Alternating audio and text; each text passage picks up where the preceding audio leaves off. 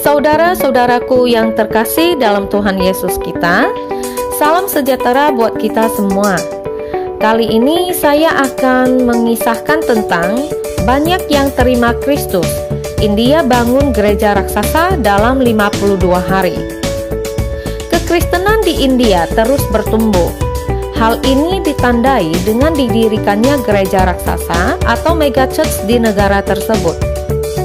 Calvary Temple yang berdiri di kota Hyderabad, India, pertama kali memulai kegiatannya pada 5 Juni 2005 dengan jemaat yang hanya berjumlah 25 orang bersama sang pendeta. Hanya dalam 4 tahun awal, Calvary Temple berhasil menyentuh 1.000 jemaat pertama, dan dalam kurun waktu 6 tahun, gereja telah berkembang menjadi 50.000 jemaat.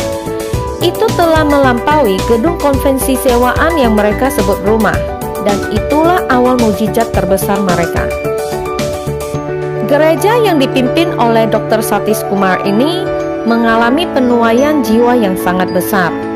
Sesuai dengan janji Tuhan di awal gereja ini terbentuk, pertumbuhan signifikan pun terjadi setiap tahunnya. Pada tahun 1995, Tuhan mulai berbicara kepada seorang pemimpin muda di Hyderabad, India, bernama Satish Kumar, mengatakan kepadanya bahwa dia akan memiliki gereja yang sangat besar, tetapi belum juga terwujud selama 10 tahun berikutnya.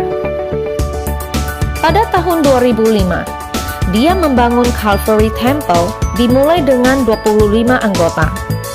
Pada tahun 2015, gereja itu memiliki lebih dari 130.000 anggota dan bertambah 60.000 dalam 3 tahun terakhir saja.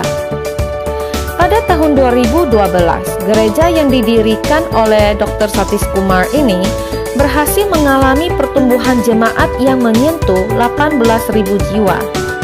Hingga pada 2019 akhir, tercatat jemaat tetap dari Calvary Temple adalah 300.000 jiwa.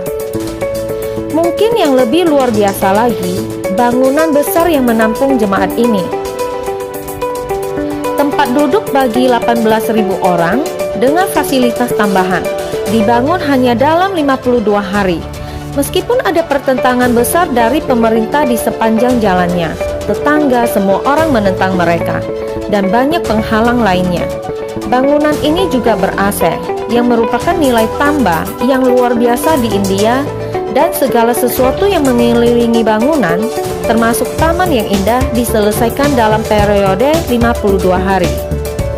Pendeta Satish berkata, "Kami meminta tanah kepada Tuhan, dan Dia memberi kami tanah seluas 7 hektar.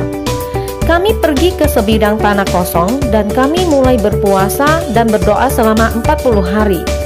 Saat itu musim hujan, jadi hujan turun setiap malam. Tetapi ribuan orang masih datang dengan payung mereka. Mereka hanya duduk di lantai sementara saya berkhotbah di tengah hujan." Saat itu, gereja sedang mempelajari kitab Nehemia. Mereka mengetahui bahwa sebelum Nehemia membangun kembali tembok Yerusalem, dia berdoa selama 3-4 bulan. Ketika saya membaca itu, saya menantang anggota saya. Jika dia bisa melakukan itu, mengapa kita tidak bisa melakukannya? Gereja terus berdoa selama 2 putaran, selama 40 hari. Keseluruhannya mereka berdoa selama 120 hari.